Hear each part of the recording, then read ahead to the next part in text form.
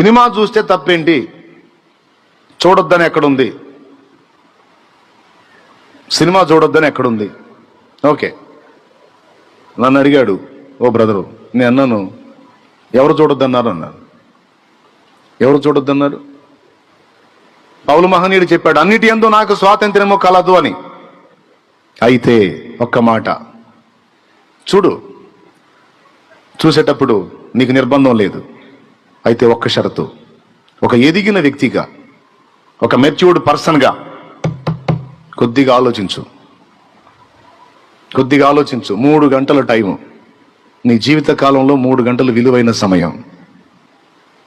దాన్ని చూడటం వల్ల నీ లైఫ్లో ఒక 3 గంటలు ఖాళీగా ఖర్చు అయిపోయింది. నువ్వు దాన్ని చూడటం వల్ల ఆత్మీయ జీవితంలో బలహీనమైన వాళ్ళు కూడా చూడటం మొదలు పెడతారు. దానివల్ల వాళ్ళ టైం కూడా నష్టం. చూసినందువల్ల అది నీ ఆత్మీయతకి ఏమైనా దోహదపడిద్దా? నీ మనసులో లేనిపోని ఆశలను రేకెత్తించిద్దా? అంటే నీ మనసులో లేనిపోని ఆశలను రెచ్చగొట్టిద్ది, నీలో శరీరేచ్ఛలను పెంచిద్ది.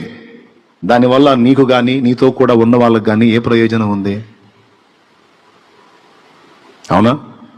అదే దేవుని పని చేసావనుకో, నీకు ప్రయోజనం, నీ చుట్టూ ఉన్న వాళ్ళకి ప్రయోజనం. ఆ 3 గంటల్లో కనీసం 1 గంట ప్రార్థనలో గడిపి, 1 గంట దేవుని వాక్యాన్ని గురించి డిస్కషన్ చేసి, 1 గంట సేపు నిద్రపో. హాయిగా శరీరానికి ఆరోగ్యం, మనసుకు నెమ్మది, మైండ్ రీఫ్రెష్ అయిద్ది. ఎంత బాగుంటుంది?